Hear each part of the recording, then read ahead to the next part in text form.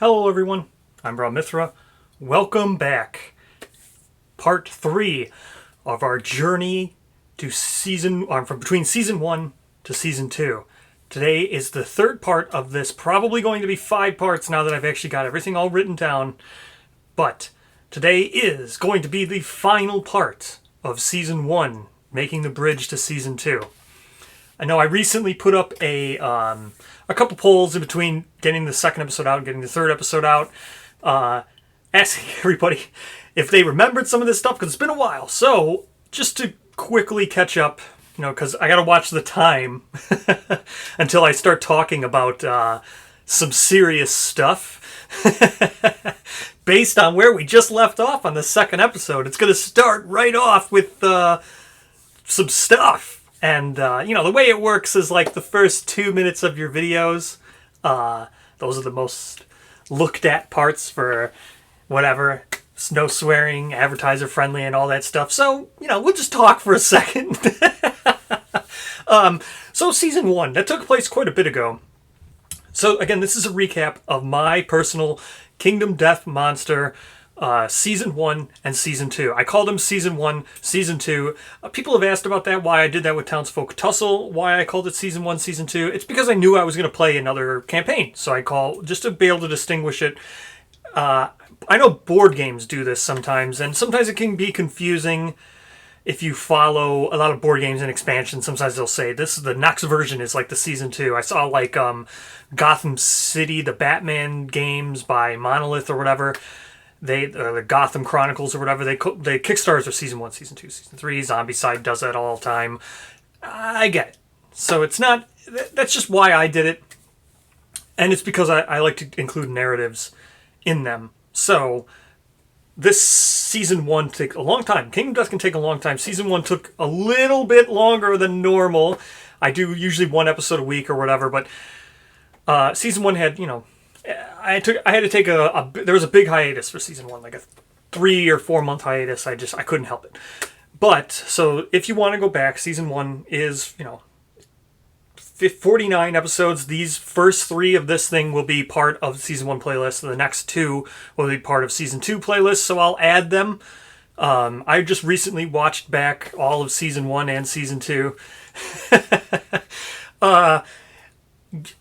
Luckily, if you go back, I promise I get better at making stuff, making videos. I improve. Season 1's rough to watch when it starts off, but I get better at making videos, and you can tell in season 1. Season 2 is pretty consistent, but looking at the timing now, I think we can start getting back into it. Where we left off, not the best place for our dear friend Lightning. Oh, back for the polls. Real quick, what I want to touch on. Yeah, a lot of people didn't seem to remember a lot of this stuff. And I know because I've been doing these episodes long, and I've been leaving them off on cliffhangers, just because it's a narrative, episodic, and I've been leaving out branches of stuff. Most recent poll. Yeah, Lightning. It's up in the air whether or not she's good, bad. I've been portraying her vaguely. Is she the hero of the story? Is she not the hero of the story? We'll get through all that stuff.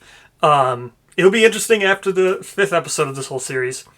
Just to have a discussion about it. I think that'll be interesting. And now that I'm going to wrap up some of the stuff I've been alluding towards season 1, or in first part of this, second part of this, third part, I'm going to close up the stuff with the Twilight Knights.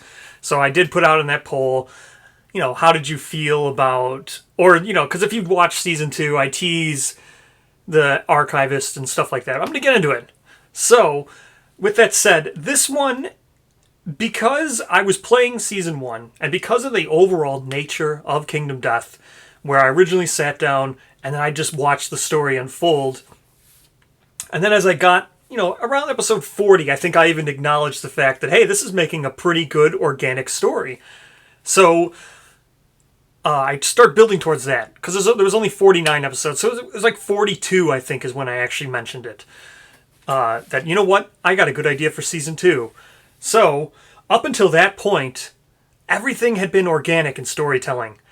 So with this part, I start to inject a little more narrative onto Lightning.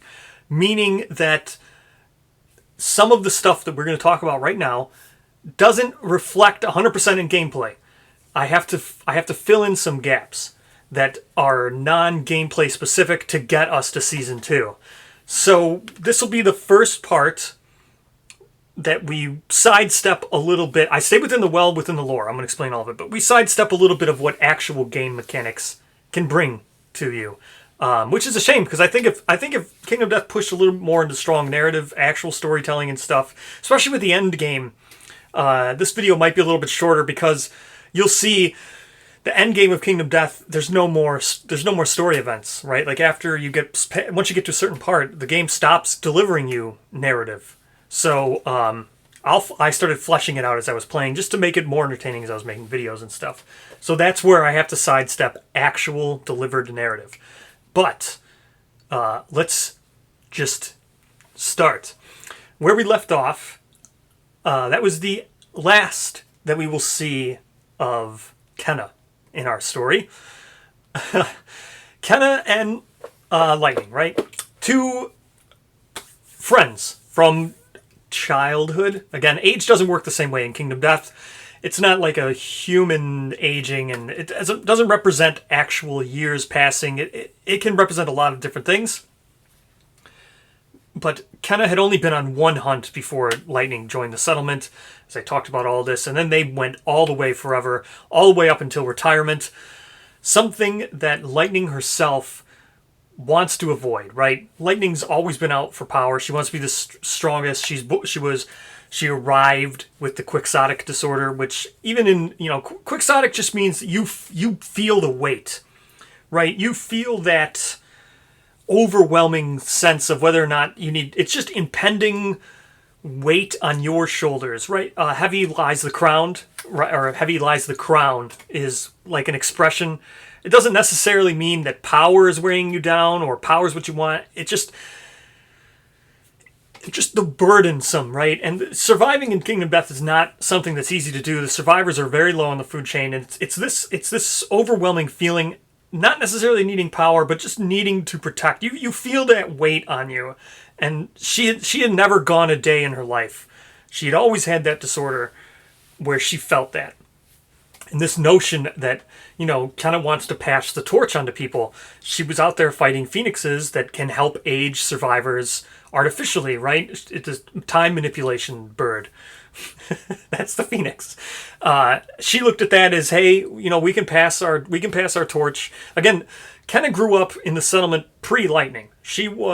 Lightning became the leader later after she arrived, and she was super strong when she got here, and her quixoticness, it was imbued upon all the settlement, and then everybody felt stronger with her around. She was a natural leader with all that stuff. But prior to her arrival, they believed in protecting the young and all that stuff, and graves and life was something. Prior to Lightning was a different viewpoint, and that's where Kenna had originated from. Even Lightning's mother, Aurora, originated from that as being a founder. But, the future generations saw Lightning as someone who's ferociously strong, attacks with her fist and tooth. She is insanely adept at fighting, naturally born fighter, had all these powers right when she was around. She was with Rodin, who was her mate, and Rodin found himself in immortal, and he was the one who was tanking. He was our best tank. He had the shield mastery and all that stuff. Those two together was a brutal combination for monsters. So as far as the settlement was concerned, hey, maybe they were correct, right? And Lightning has a bunch of kids. At this point, I think she has 6 kids. And her kids even her son, Thunder, took the place of Rodin, right? So her influence is still powerful enough that this situation that just occurred between Kenna and Lightning,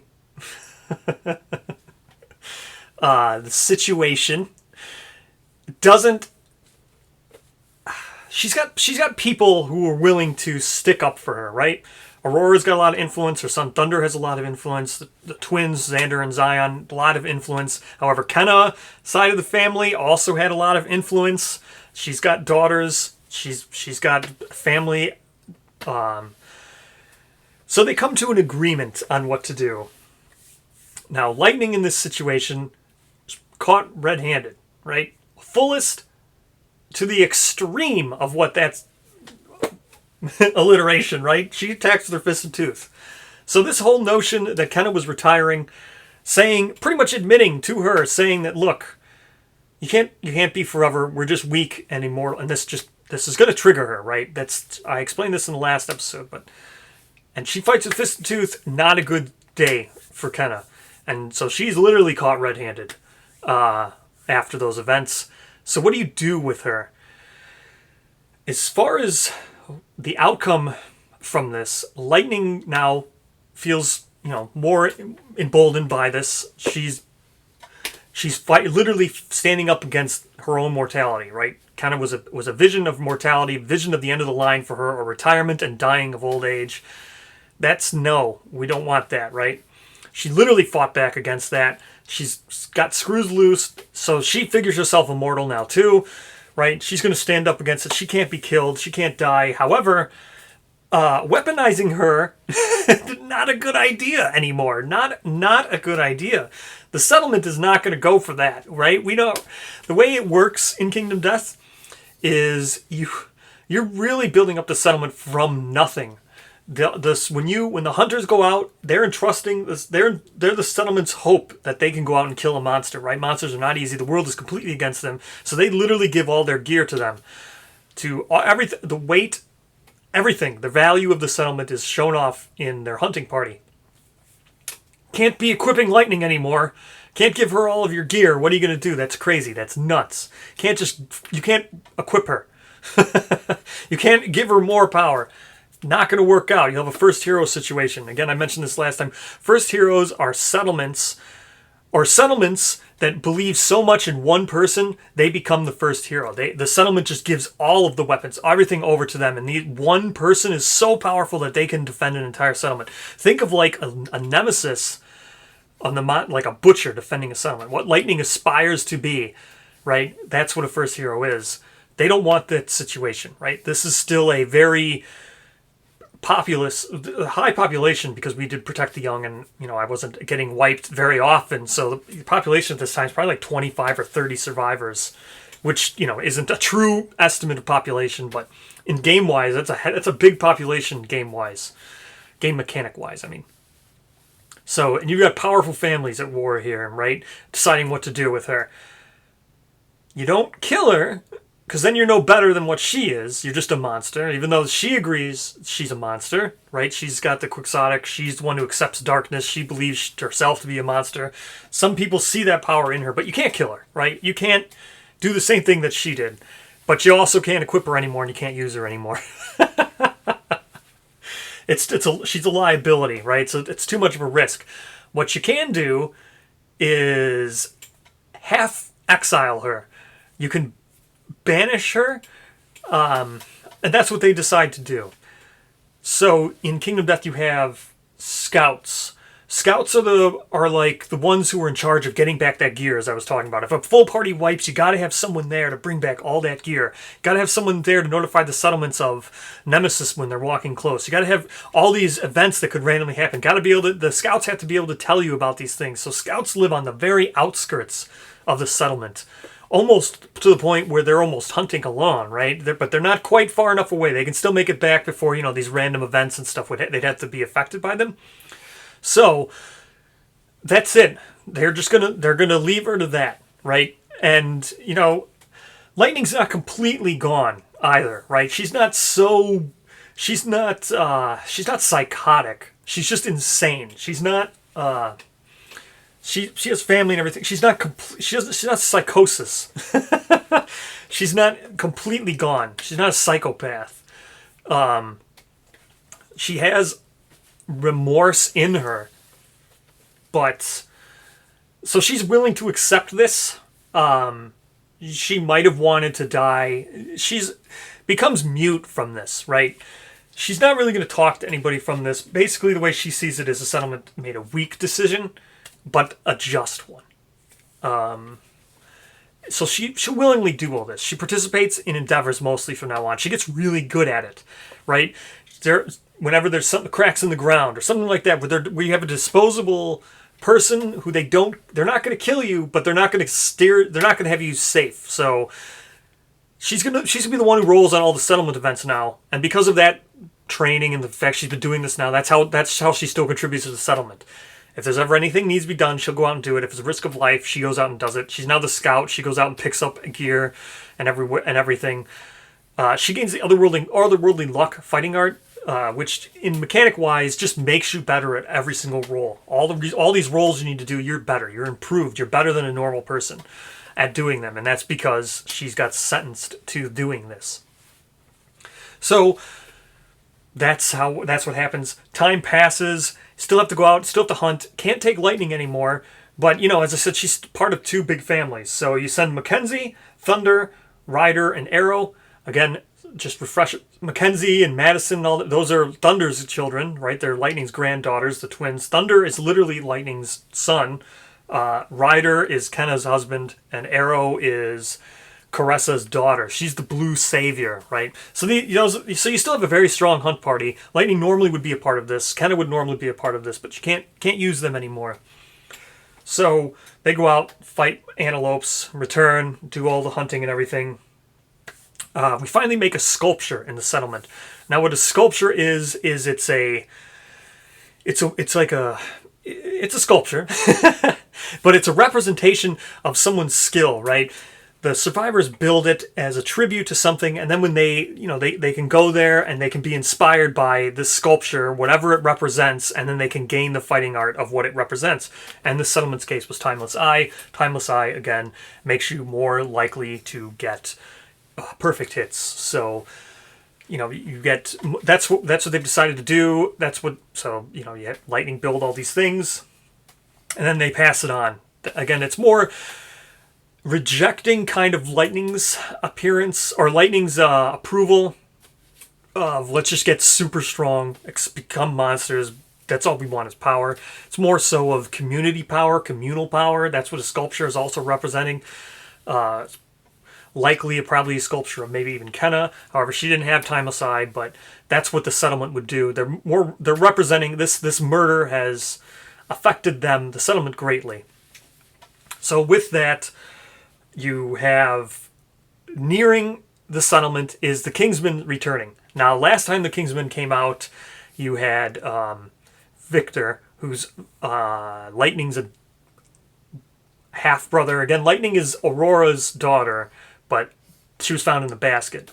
Victor is actually literally Aurora's son. So he was the one to kill the last Kingsman. So he'll go out and fight again. And again, he's been afflicted by this curse, so he's also been sidelined. He doesn't hunt because of this. Whenever you do hunt, this curse is going to spread. So you can't send him out to hunt anymore. Knowing this now, the second time you fight a Kingsman, you're aware. The first time the settlement doesn't know what's going to happen, right? They just go out, they rush, they fight him, and then someone's afflicted with this curse.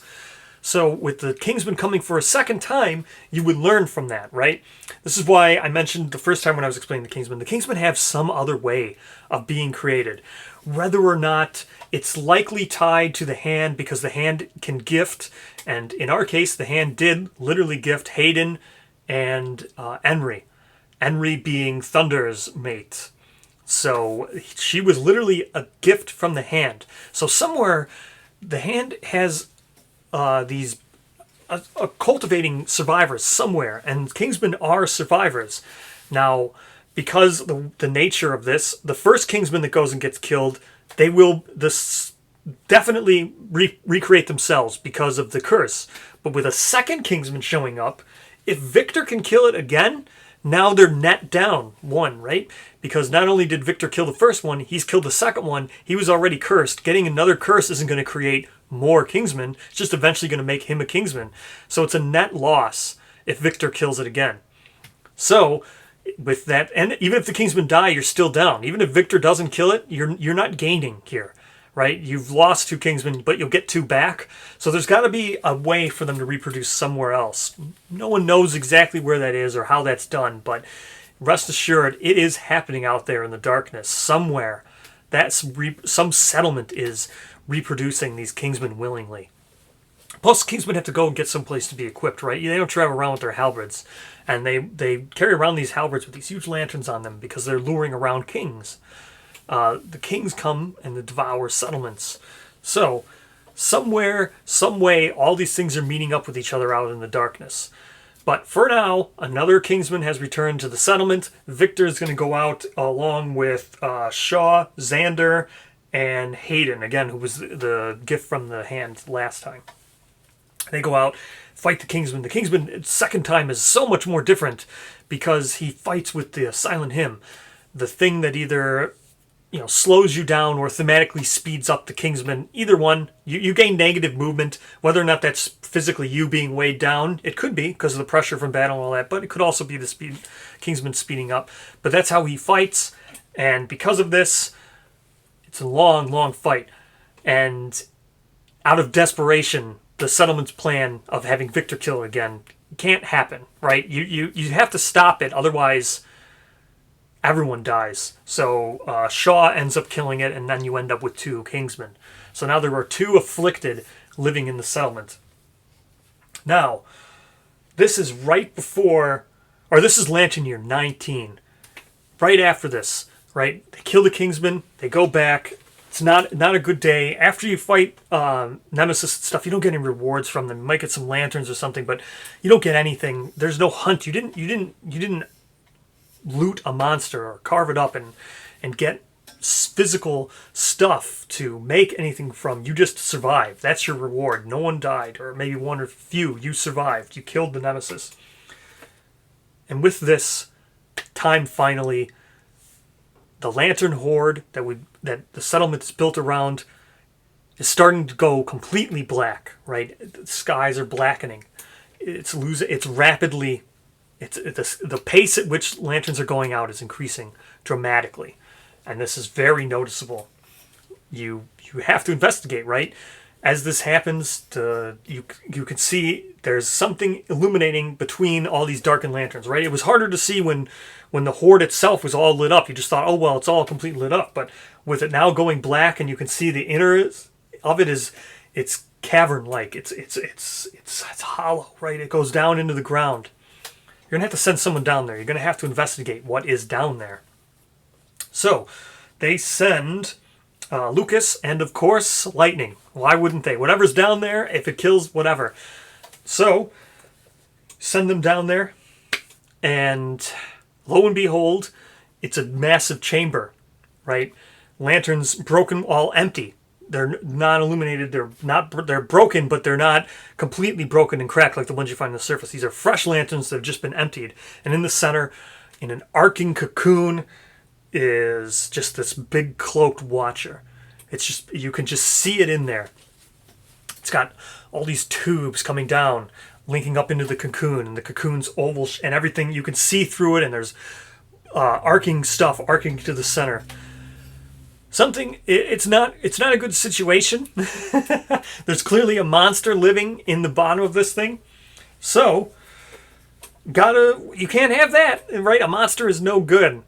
So, Lightning goes in, tries to attack the cocoon, and this awakens the Watcher.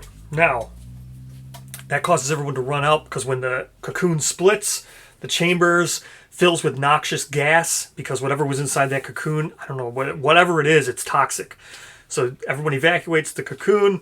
Watcher begins its waking up, and strolling through the darkness, the Stranger in the Dark settlement event. We just so happened to get a wandering stranger, and her name is Brittany. So she was the one who just showed up right as all this happening. Terrible timing. So with that, the Lantern Horde just explodes open, cracks right through, and the Watcher comes out. The Watcher is this floating cloak thing, and it's got lanterns all chained up underneath this cloak. There's no massive body underneath it, and it's just floating around. It's arcing electricity. It's got this gas underneath it, and these it's got toxic gas within the lanterns themselves. It's like a glowing fluid is inside of there. Not a good thing. This thing is very large, very powerful. It takes the entire settlement to fight it. This isn't like your normal nemesis. This is when you fight this thing and someone dies, someone else just runs right in, because it's right in the middle of the settlement. Someone else just runs, grabs their gear, and continues fighting. The entire settlement can fight this thing. So, you can't give Lightning this stuff, right? But she can help. She's more than willing to help. She'll attack and kill this thing, but you can't give her weapons. It's too much of a liability still. Now, what they can do is allow her to fight and allow her to assist and form retinues, which is how the settlement deals with these Watchers. Retinues of survivors lend their strength. Everyone's fighting together.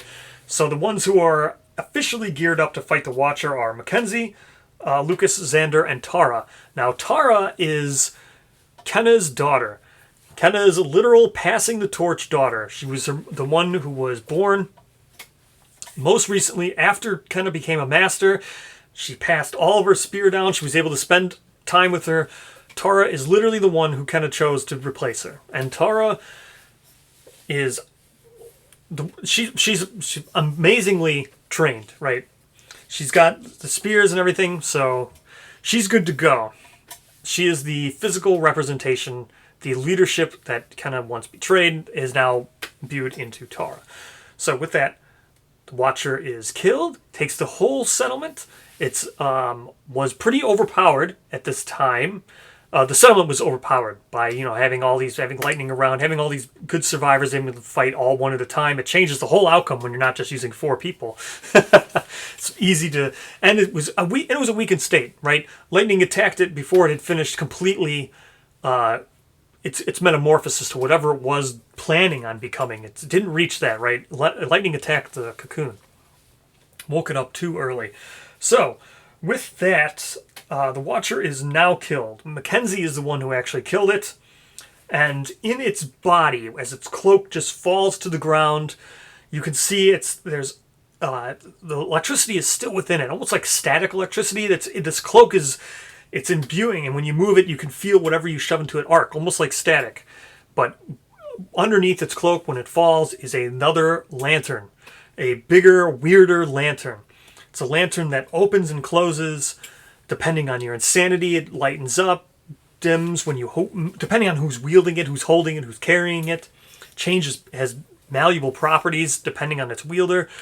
So with that as they pick it up, they discover as they walk away with it that if they have a lantern near it, they can hold it close, and somehow it will imbue that lantern to glow again. Because now the horde is complete. Without the Watcher around, the horde is out, right? Whatever protection that they originally felt when I said in the first episode, when they reach a settlement, you feel an overwhelming sense of, you feel a serene comfort near this thing. This was the thing that was pushing the higher level monsters away. They didn't want to mess around with the Watcher, right? They knew it would eventually wake up. They didn't want to mess around with that. It's only the weaker level ones. With this Watcher gone, that protective aura or whatever it is gone as well. So you no longer will you see level 1s around. You got to fight level 3s. The monsters, that weakness, it's gone. This final lantern is the only way you're going to make more lanterns. You're going to need to carry lanterns with you wherever you go now, because the lantern horde itself it's gone. It's emptied. So with that, you get to investigate the cocoon, right? Everything down there it's just a cavern now. It's still filled with the toxic air, but so who do you send down there? Of course, you send lightning. Again, whenever there's any risk of death, any unknown, she can handle herself or she'll die. Right? That's the punishment the settlement decided to go with. So push her down there. She's the one who goes down there. She sees whatever the cocoon. She sees all these tubes and everything. She goes down. She lifts the stuff up. She brings it back out.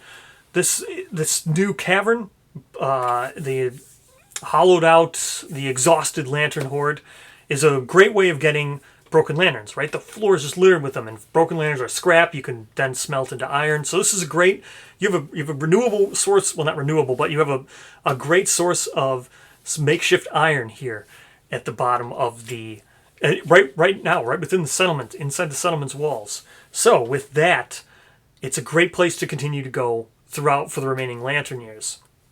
Also, lightning brings up these tubes, and they were suspended from the ceiling, hooked up to the lantern horde that was above the ground. When you reach in there, you can see these tubes. They have lanterns stuck in them. So this must have been the way that the Watcher was feeding off the lanterns from above. They would come down in the tube, feed into the cocoon. On the membrane of the cocoon that lightning brings back, It has gel, and you can see whatever fluid must have been inside these lanterns is also kind of what's inside this cocoon, maybe. It's hard exactly to tell, but there you get cocoon membrane, you get lantern tubes, you get broken lanterns. It's a great source of resources right here in the settlement now that this Watcher's gone. So, with the rest of that, back to hunting. Gotta hunt to survive. So you get Tara is the one who starts to bring out more hunting parties. Again, Tara is literally Kenna's new, like, it's her daughter. She's the one who's going to start doing it. She's the one who takes up the mantle of training survivors the way her mom wanted to. So she's the one who's going to go out and do it. She takes people out. You fight a lope. You get Wynn, who is, I think it was Brittany's daughter. Russell and Lucas and all that. So you're getting the next generation pretty much. So Russell and stuff, these are other just family members of the original survivors. Lucas, or I think is Ken. No, Ken, yeah. Might have been another one of Kenna's sons. Either way, pretty much at this point now, it's complete next generation of hunters. Very rare that we'll see now the original core survivors going out. Go out, kill a lope, come back. They do a hunt reenactment. It's a way of lifting morale now that they know that the dark, like their impeding darkness now is just all around them, right? You got to lift morale some way. So you do hunt reenactments. Hunt reenactments are just, they put on displays, they make costumes of monsters they've fought, and they tell stories within the settlement of themselves. And there's another accident that happens. Wit, one of the founding survivors, decides to play the role of a white lion, right? He was the one who originally killed it. He was part of the original 4 in the prologue, and it was Wynn, who was, just one of these new ones, one of the new hunters, showing off. They were elected to be part of this hunt reenactment. She was going to be a hunter, proving how strong, taking on that role, pushed into it by the settlement to display this role. She's a new hunter, build morale and everything, and mistake happens, and she just kills Wit. And again, much like the same fate with lightning, when this happens, you're the one who's going to have to do all of the endeavors, right? They're not going to kill you for this mistake, but you don't get to be equipped and you don't get to hunt anymore. As a result of this, she becomes like the doctor of the new testing methods of surgery that the settlement has, which is trepanning. Which, something bores into your head to alleviate brain pressure, hopefully to get rid of a disorder, and blood drips out the side of your skull, right? So she goes in, they test all this, is this new form of medicine liable, or is it good? Well, let us know, Wynn. And they test this on her. She survives 5 times, all this boring and all this stuff. She successful, trepanning's proven, and this triggers something within Wynn, right? All this trepanning, it affects her. And she gets what's the infinite lives fighting art is what this triggers, a strain within inside of her. And the infinite lives fighting art is basically she struggles to gain new memories, right? Because she had pores into her head that were drilling into her skull. And whenever this happens, she triggers a new lifetime, right? She just becomes a new person, takes up a new name, all these things. It just triggers her whenever she gains disorders. But what that merely does is she becomes unnaturally lucky. So much like Lightning's otherworldly luck from doing all these feats, the settlements just, their go-to, their gopher, they're going to win as much the same. However, mechanically, what this Infinite Lives does is let you re-roll something. So it's a very powerful ability. And with that, what was next? So there's more lopes. Again, because of the situation with only being able to fight super strong monsters from this point on, you can only fight level 3s, the strongest there are. You still want to pick off the weak ones to start, and the weakest ones are these antelopes. So level 3 antelopes, we're going to fight a lot of them. And with that, repeated hunting, it becomes a lot easier, safer at times. So fighting Lope, you can send out new, fresh people, like Kenna's always wanted. So you send out, again, Tara goes out, Ryder goes out, which is her father, Enri, which is Thunder's girlfriend, Rob, Natalie, all just new generations. They go, they kill antelopes, bring it back again. Not the best time to be part of the settlement. Settlement event, and the returning one is a plague. So with plague, you have to do, you need ammonia, right? With people constantly catching these plagues, spending more time out in the darkness because they need to fight longer hunts, they're going to be subjected to more illness, stuff like that. And plague happens quite a bit, actually. We get unlucky in the game. And with plague, you need to cure it, otherwise it's going to spread. So it eats up the endeavors. It eats up time. Eats up Lightning's time, specifically. She's the one who's going to have to go out and find all these things, bloodlet these people, heal them all up. So she does all that. Then, doing that, she notices, or the scouts notice, that a butcher is returning. A level 3 butcher is not a good thing. Level 3 butcher is what Lightning envisions, right? As I've said before, Lightning wants that power. The level 2 butcher came, killed 2 of Lightning's sons, and then ravaged the settlement. Just went around burning everything, killing retired survivors, and destroying all the resources within the settlement. Not a good time, and that was a level 2. A level 3 has another mechanic. The level 3 almost feels, because as I was saying, when you go down the courage path with the survivor, that's the path of the Forsaker, and I explained Forsakers how they forego humanity in exchange for losing themselves. That's how they gain power with that exchange. Forsakers, much like a butcher is much like a Forsaker. However, they've completely rejected humanity. Right, that's what the butcher is. Same path that which Lightning really wanted to go down. These things are invincible. They're really hard to wound. It's not a great mechanic to be in the game, invincible, where even if you do wound, you need to still roll again. And if you fail to roll, even after rolling to hit, rolling to wound, if you fail again, it's like what is it like? It's like cover in D&D or something like that. It's not a great mechanic. It just ignores the wound outright. So not a great mechanic. This thing is really difficult to kill. So the level 3 shows up, and who goes out? It is Russell, Xander, Aspen, and John. Now Xander and Zion are still one of the twins was Lightning's twins. So one of them died last time against the Butcher 2. So now the last remaining one, besides Thunder, is going to go out to fight the level 3 Butcher. Doesn't go well. They lose again. All of them are wiped handily this time. Like much easier than the level 2. Level 3 easily demolishes them.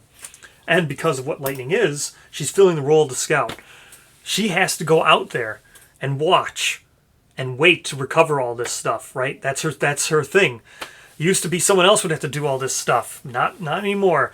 So as the butcher is again collecting his dreaded trophies, cutting the faces off of children, all ones she knows, she has to wait and watch.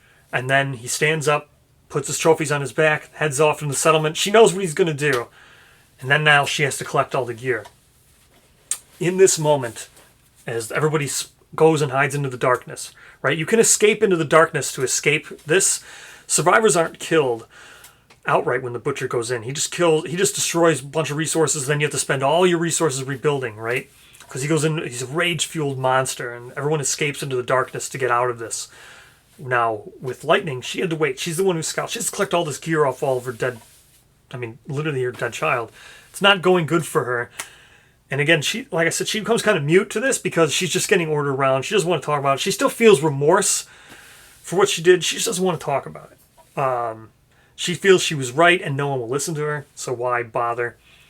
It is in this moment that she is visited again by the Hooded Knight. Now, the Hooded Knight is, again, a Twilight Knight.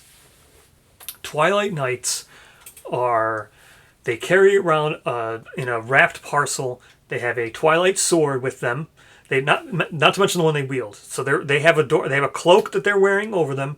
Then they have the lantern they carry, and they have the sword that they use. All the things they wield. They're in all their armor and everything, really refined copper armor. It's better armor than any survivor can make in the game.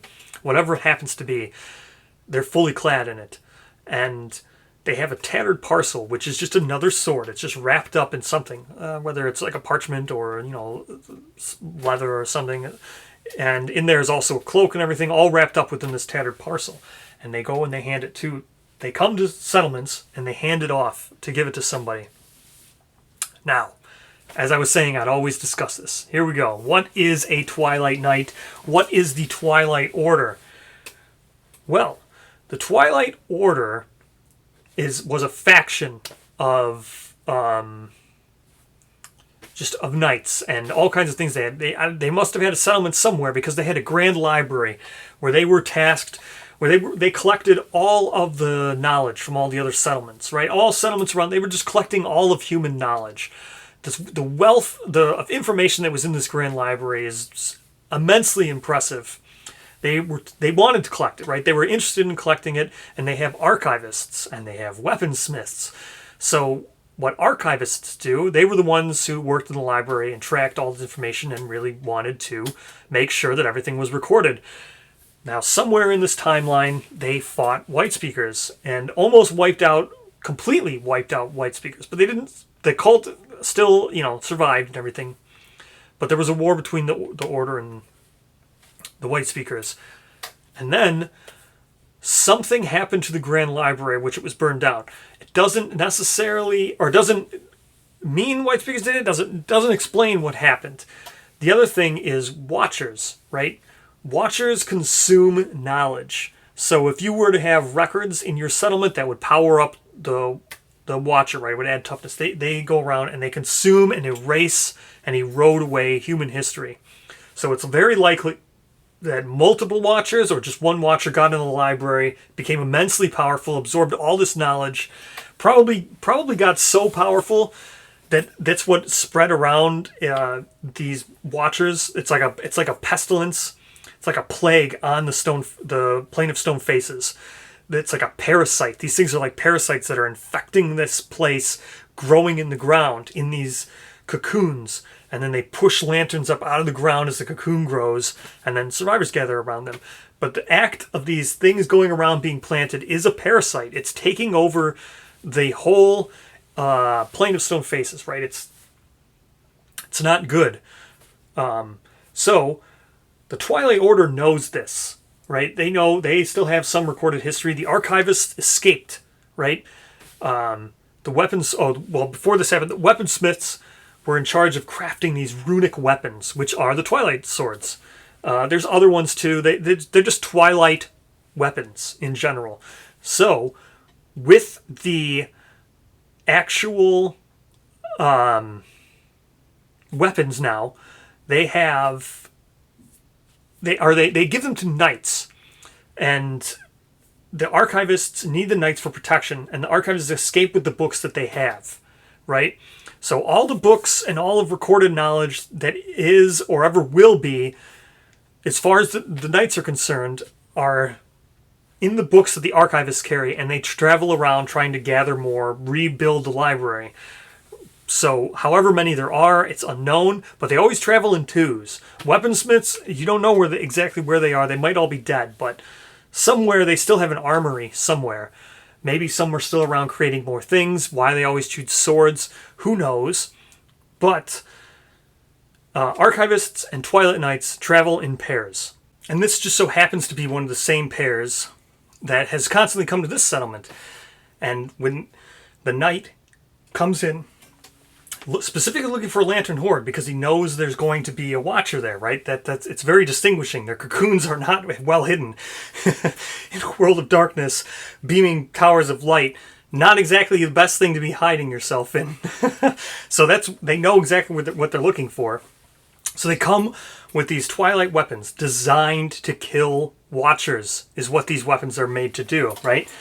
So they bring them to settlements, they choose someone who's worthy, give it to them, and hope that the settlement will use it against the Watcher, right? Why is this Twilight Knight here? Well, confirming the Watcher is defeated. That's what he's here for. He didn't know the Butcher was exactly going to be here. Maybe he did. Maybe he was tracking the Butcher. Who knows? He was not expecting to see lightning out here. And does recognize her. Now, Twilight Knights, they're also emotionless, usually, right? By design, they're emotionless. I'll get into why they're emotionless and very vague and don't, or, you know, they're just emotional. They're just very strict in what they do. I'll get into that a little bit later, but he decides to do some talking this time. Why? Lightning doesn't know. No one will know, really. But he does recognize Lightning. Does also recognize that, you know, the Watcher's dead. The Twilight Sword's not necessarily needed. But he does remember that Lightning is kind of crazy and also very powerful. That's the key. Lightning is no joke, right? Willingly strong, suicidally strong, crazy ability to actually, you know, follow through with her threats on things. Remembers that she was going to kill her, probably kill herself.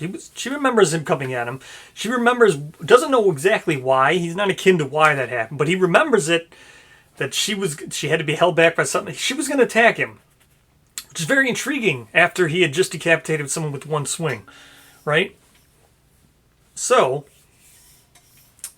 he is here to talk to her, not necessarily to give the Twilight Sword away specifically because they needed to kill a Watcher. Their Watcher's dead, which is very intriguing. And remember, Lightning is the one who's gathering up all the gear from the Butcher. Butcher had no interest in those lanterns. Lightning needs to keep those lanterns. So Lightning is holding, or at least has on her, that final lantern, which is very intriguing to a Twilight Knight. Doesn't mention it, though. He's here for a different reason. He's here to talk to Lightning specifically and befriend her.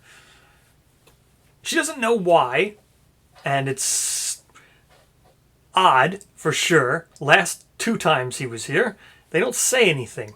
It's very intriguing that they would that he's just so friendly. He gives her the tattered parcel, of course, telling her that you might want to use this. You don't have to tell anybody else that you have this. You just take it back to wherever it is you are. I've seen you. You live on the outskirts now, exiled. You don't have to talk to me. You don't have to do anything. He's just going to leave it here for you to return. You know, because it's the cover of darkness now. Everyone's spread around in darkness or whatever. It doesn't matter. The Butcher's rampaging your settlement, so you don't have to.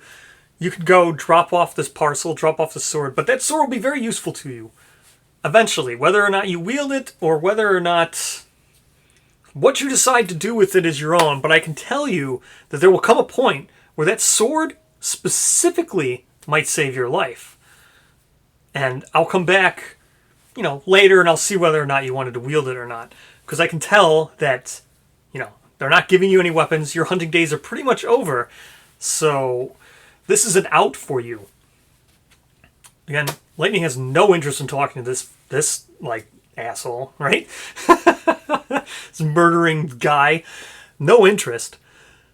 She'll take the parcel, however, because it is intriguing. So she takes it, goes back to her house, wherever it is on the outskirts, her hut or hovel, returns everybody's gear, returns the final lantern, which the final lantern is very needed, right? Because if a lantern ever goes out when you're on the hunt, this thing can do it. It's a vital thing. You need to bring this lantern with you wherever you go, right? You're compelled to take it. You must take it with you.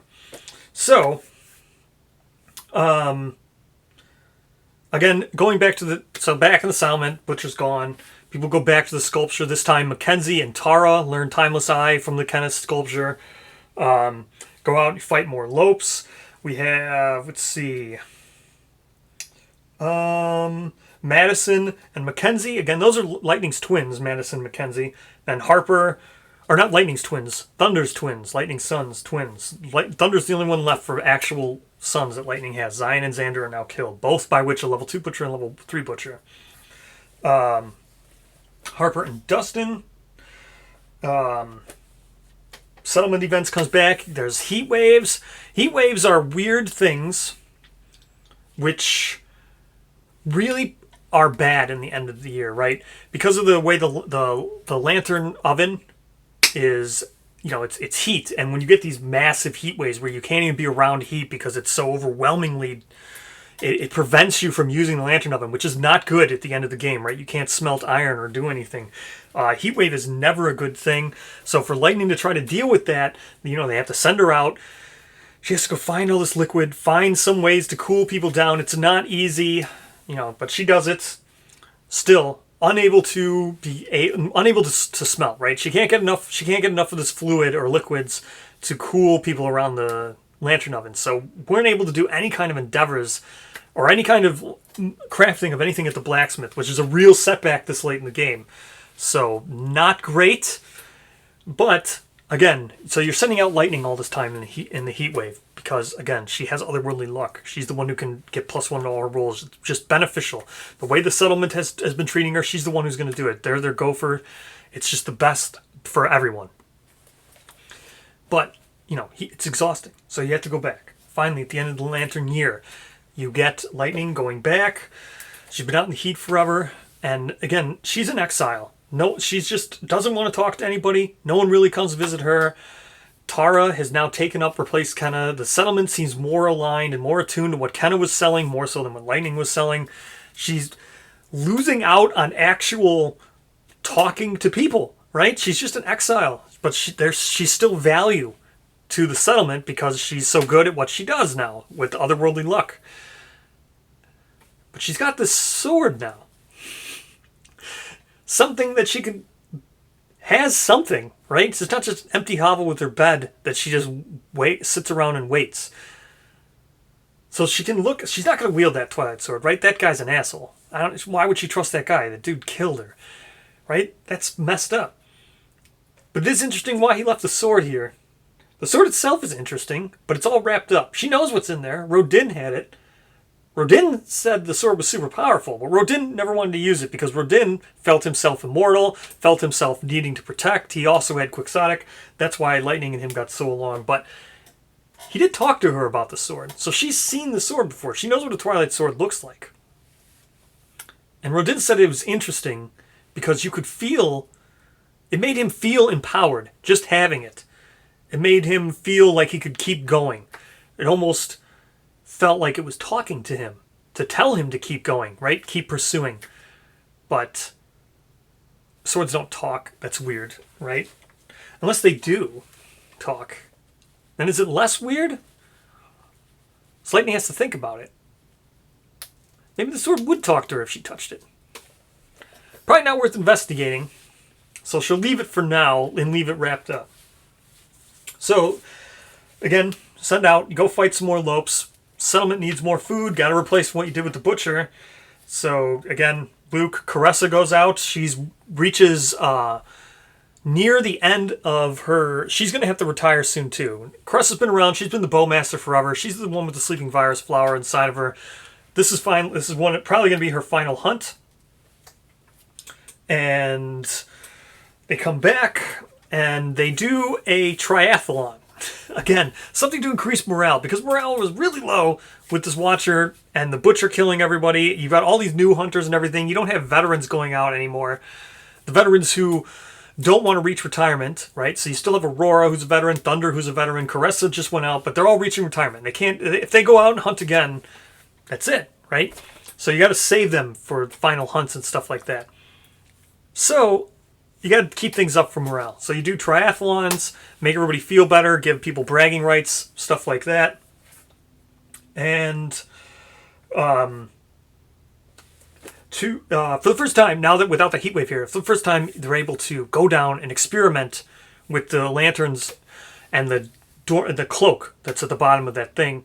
So they put on their hazmat suit. They build a suit so they can go down into the toxic thing. Lightning's been going down there forever. Every year she goes down, brings up lanterns, brings up scraps so they can finally make iron. She goes down, that's what she does. She goes down there, brings back up every year. That's her job. She's been doing it routinely. But everyone else gets a hazmat suit, not her. So they make the suit, they go down, they put metal or iron weapons in there, and when they come back out, they're oxidized, right? They've been improved. So the experiment with lanterns leads to oxidation, right? Stronger weapons. They learn that they can weaponize the corpse of the Watcher now to make more weapons. Super intriguing.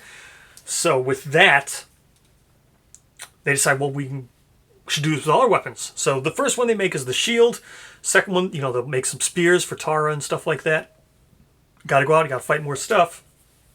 Decide to fight a level 3 Gorm. Now, level 3 Gorm was something that, Ken and Lightning have fought a Gorm. No one else has ever fought Gorms after that. Ken and Lightning were the last ones to go out and fight a level 2 Gorm.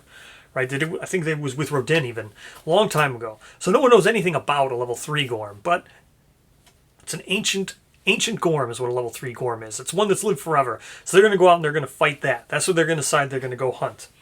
And it is Tara, Lucas, Harper, and Brittany that go out and decide to kill it. Level 3 Gorm is no joke, especially when you've barely been fighting them and these people have only been raised on fighting antelopes. Level 3 Gorm is not easy. Level 3 Gorm can give out bleed, stuff like that. If you don't know what to expect, it's not going to go well for you.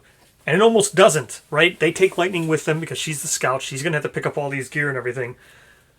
Everyone dies, except for Lucas. Lucas is the only one who doesn't.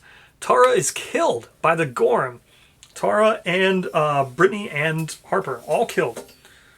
Which is crazy. So Lightning's the one who carries back all this stuff. Has to carry back the shield and the sword again. So now she's carrying back all the stuff from Kenna's pretty much replacement. She doesn't want to have to be doing this, but she has no choice, right? And literally it's covered in blood. She knows what the stuff is going to be. She knows what fighting a Gorm is, where you have to escape these miasma. You have to lay traps for these Gorms.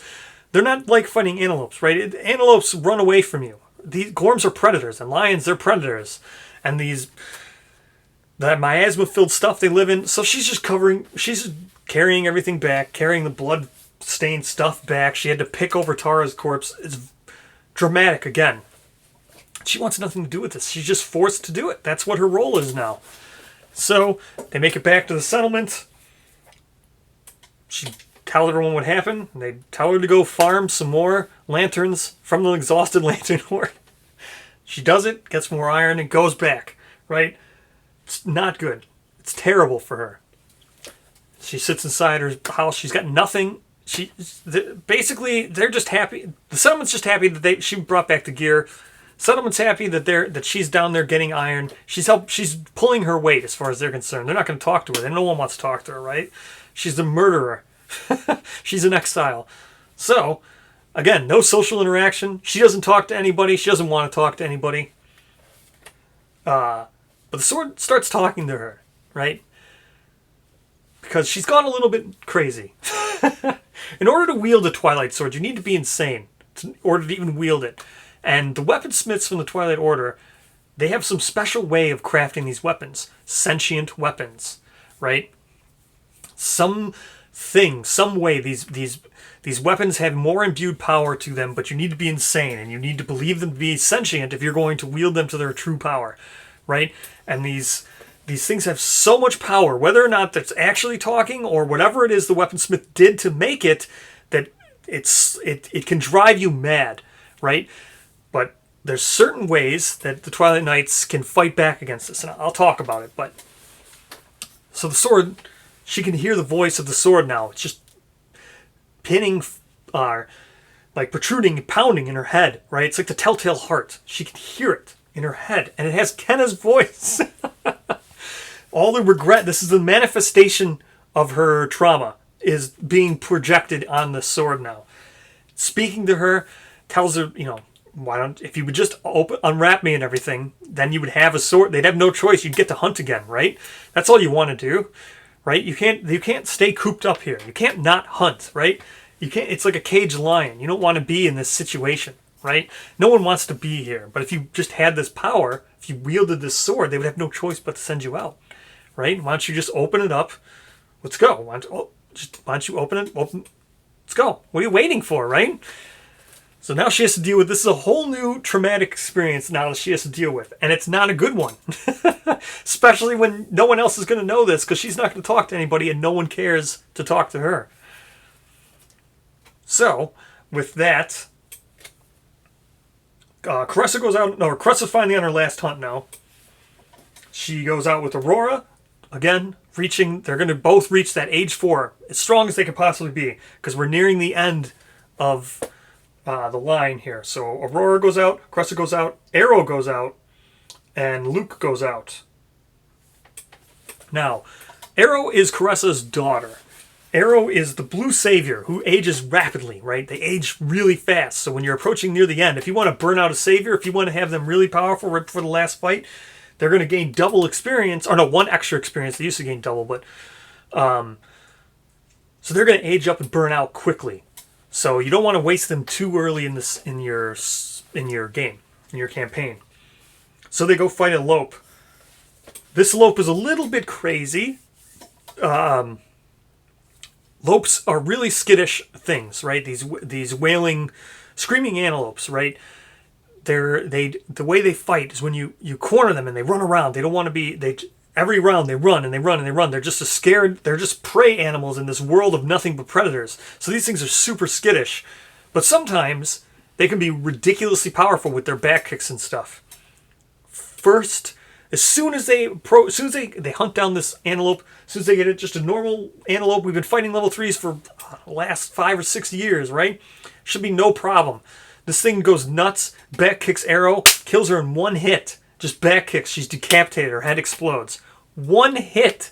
Very first, even before the fight starts, just them trying to surround it and trap it to even trigger a fight kills her. Instantly, first round. Insane. So then you're stuck with these other 3 who need to finish it off, right? And they do, because, again, they've been fighting Lopes. They're pretty strong. Plus, you had a Caressa and Aurora out who are near, like, perfection as it comes to survivors. So they finish it off with the Lope with just 3. Take everything back. Again, now, Lightning has to carry back all this stuff. They go back, and Lightning just dips out. Right? She's not going to stick around this time to be just told what to do, to go into the land. Because they know her as soon as she goes back, brings back all the stuff after her scouting, they're just going to send her into that toxic miasma, exhausted Landenhorn, tell her to pick up more stuff down there and bring it out so they can turn it into iron. So she just ditches off back through her house. So Caressa goes down there. Because Caressa's done now. She can't hunt anymore. So she'll go down. She dies in the miasma, right? Super toxic without the being, without the extra +1 of the rolls that Lightning has. It's not a super safe place down there. So Caressa dies down there. But Caressa was she was the host for the virus flower.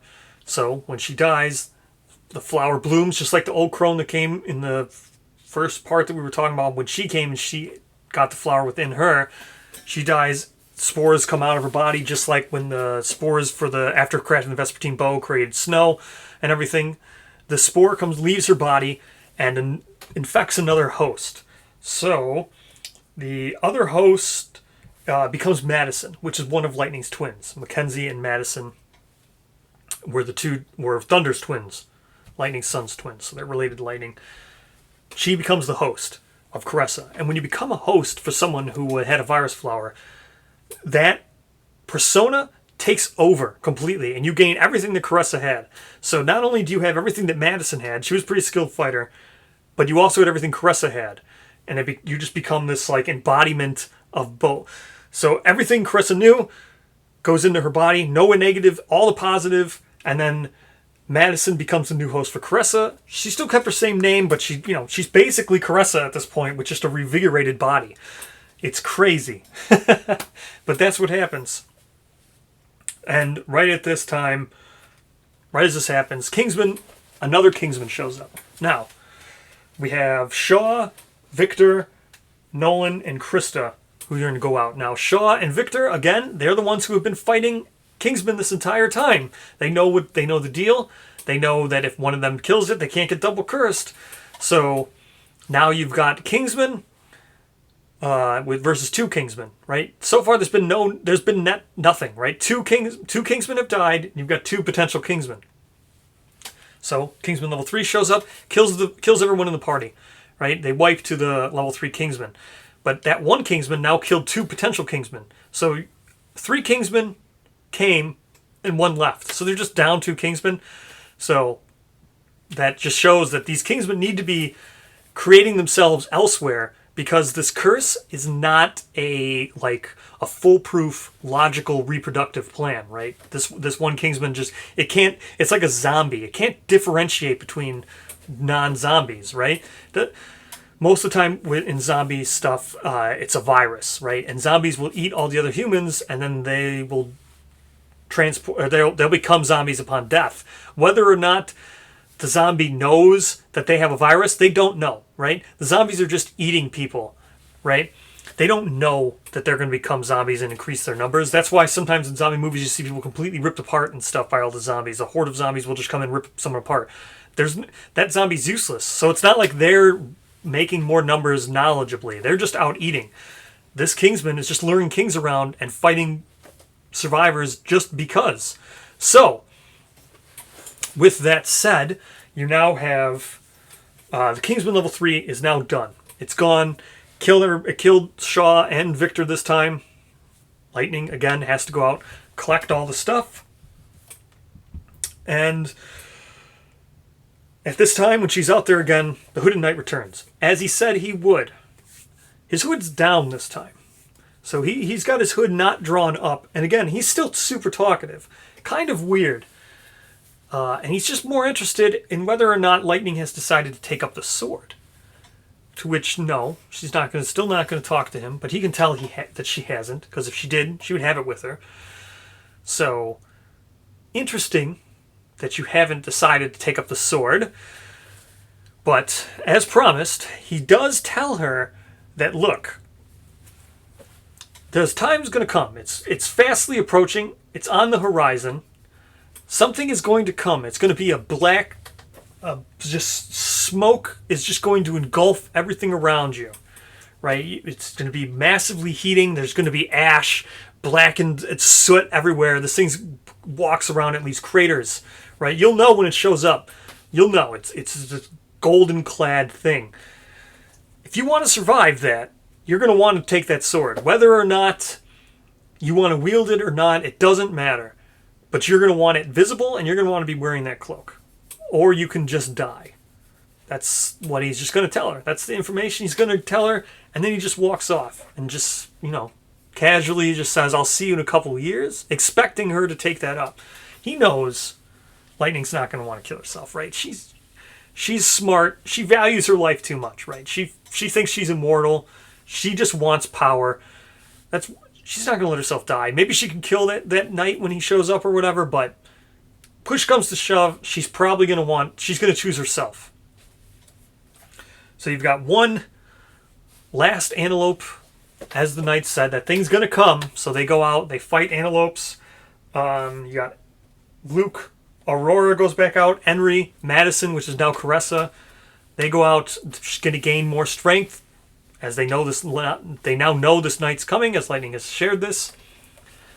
Kill the slope, return, and it appears.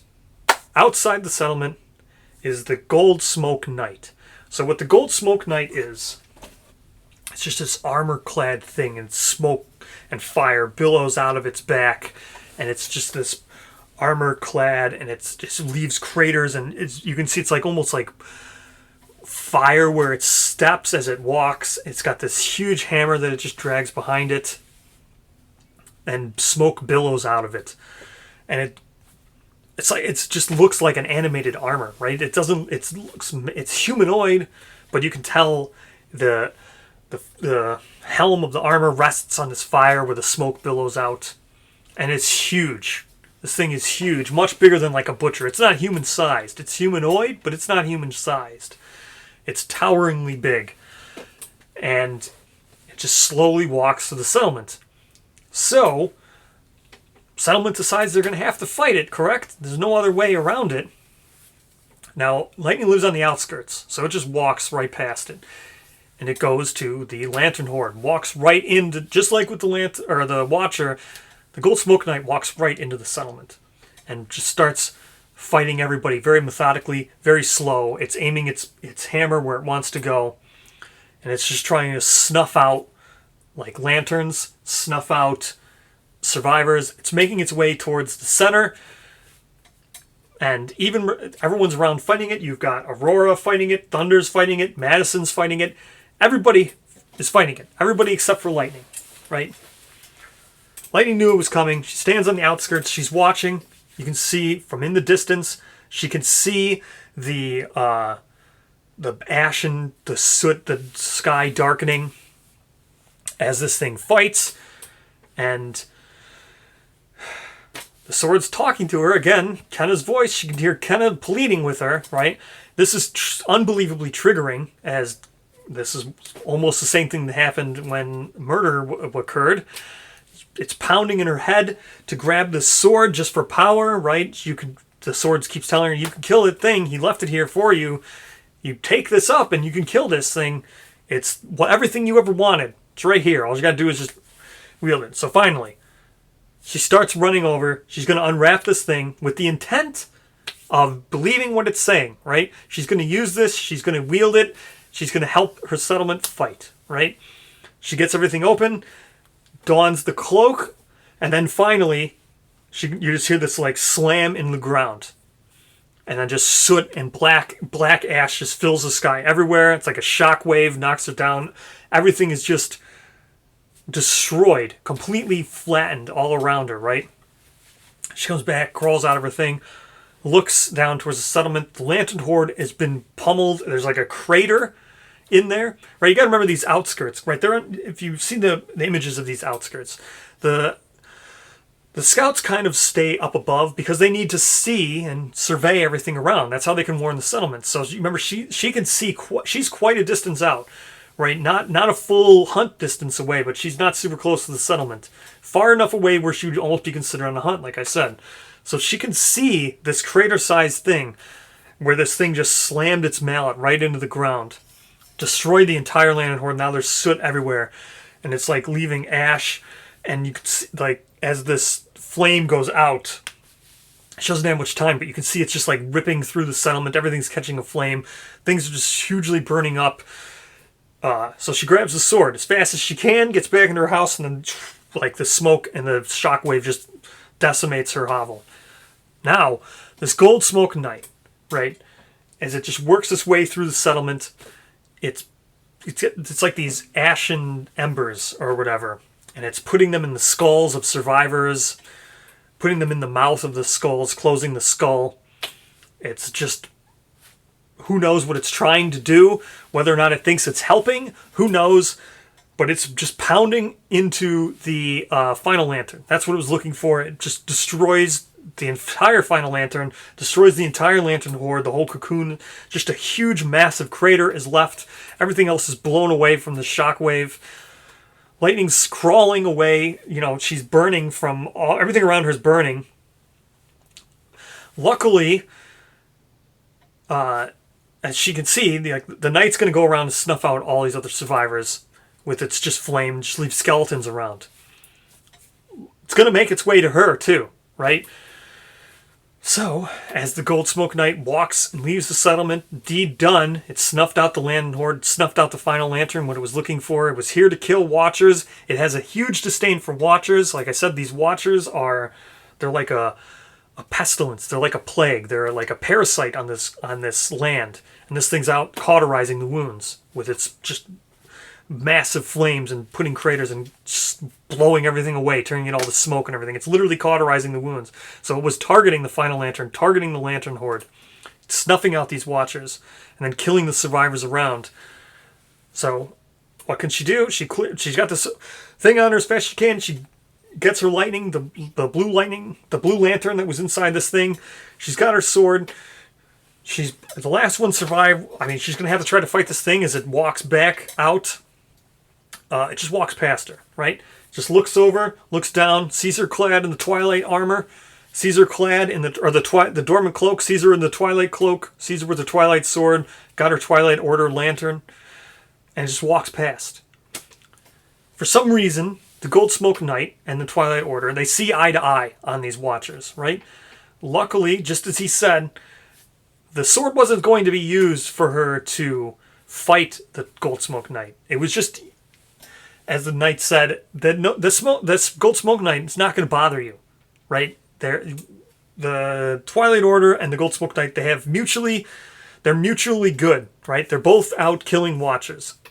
It's not a respect. It's just a mindless Gold Smoke Knight thing. It's just like, all right, that's an Order Knight. I'm just gonna go. So whatever. So what's Lightning to do now? She's just survived. She's got nothing. Everything in her settlement's completely just ash, a huge crater. Everyone is dead. There's nothing left for her here. She's gonna have to go out, wander the darkness. She's got the lantern. It's whatever it is. So she struts out. But not far off, the Twilight Knight is there, right? This time with his archivist. Now, the archivists, why they travel together, right? Again, this Twilight Knight's got his hood down.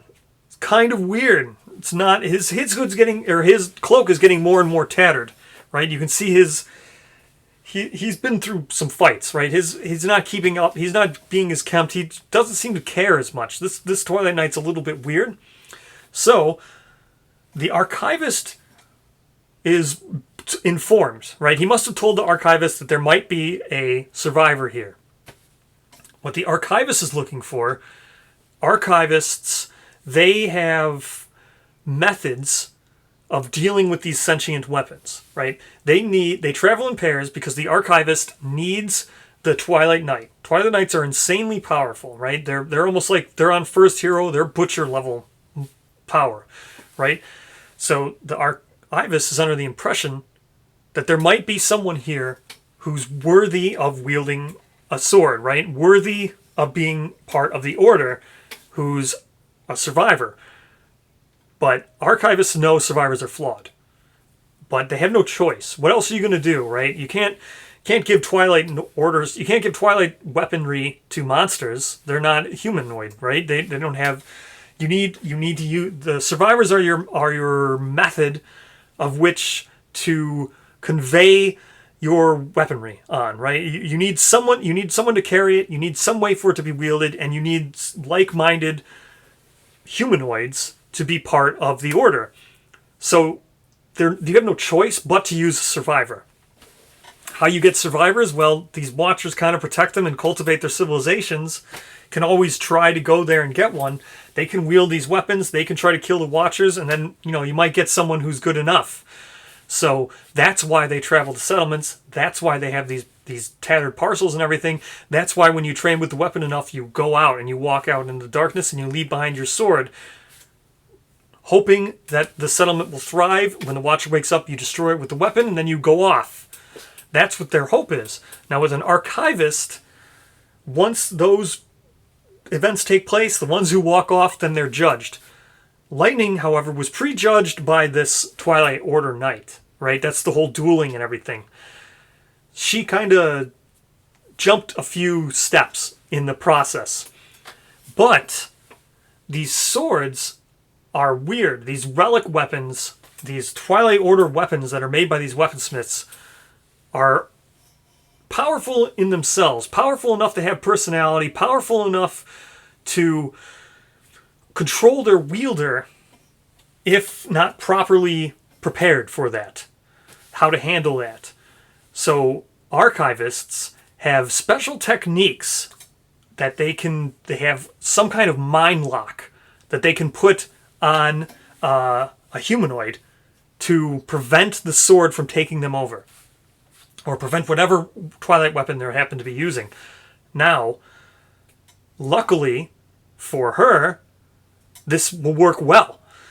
Bad for Lightning, or no, good. Luckily, or bad for the archivist because Lightning's messed up. Good for Lightning because these locks are going to alter your personality, right? They're going to mind blank you. That's why most Twilight Knights are emotionless and they don't have much personality and they're very strict to the point. They have training to enhance their mind locks. They undergo training. And they fortify their minds, right? That allows them to wield this. This Twilight Knight apparently seems to be slipping a little bit because he's got himself a personality on him. The archivist is aware of this. So she willingly decides that, hey, you know what? Maybe it'd be a good idea to have another night with me or something, right? So she goes and agrees and talks to Lightning. Lightning, she just says, look, I'll cut a deal with you here. I can help you with your situation here, right? The sword that's talking to you and everything, how would you like me to silence that, right? How would you like me to make that stop? Hell, I can stop all of your memories, right? I can suppress everything for you. That guilt, anything you want. Would you like that, right? Would you like to have a reset on your life? Do you have traumas that you'd like suppressed? Huh? Would you agree to that in exchange for power? I'll make that wielding that sword very easy. You just got to allow me to put these locks on your mind. And then all your trauma, all your past crap, you could just give that all up, right? Sounds pretty good to Lightning, right? She's someone who doesn't really care about that. She was ready to go down the courage path. She was ready to go down giving up humanity in general just for rage-fueled power. That sounded good to her. The fact that she can become emotionless and completely de-traumatized is even better. So she'll agree. So the next thing she knows, as far as she's aware, she wakes up after having this mind lock put on her. The Twilight Knight. She's standing there with the Twilight Knight and the archivist.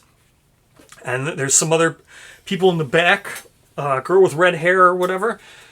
Somewhere, some way along, this archivist has accrued a group of survivors. So what the plan is or whatever, who knows? But as far as Lightning is, she just wakes up, right? This process must have been complete. She has no recollection of any of this. She just wakes up with these 3 other people. The archivist says, hey, all right, that lion over there and those people down there in the lawn, they're about to wake up, and that lion's been feeding off these survivors and whatever. And you should probably go help them out, right? And then just says, tells her the plan. The plan is, you wipe them out, we'll come back for you. But you got to help these people survive. Lead them off to the lantern in the distance. Lead them off. Take your sword. Go down there. Destroy the thing. Lead them off to the lantern horde, and we'll come back for you. Right? And then she just says, "All right, good luck out there, Lightning," and sends her on her way. Lightning has no idea what's happened. Right? She's had these mind locks placed on her. As far as she's concerned, this is the first day. This is the first thing she's ever done. Her name's Lightning. She's going to go kill this lion, help these people out, and lead them to the lantern horde. And with that is the end of Season 1. And next episode, we will begin Season 2 with the Twilight Knight in Training campaign variant. So, thank you so much for watching, and I'll see you in the next part.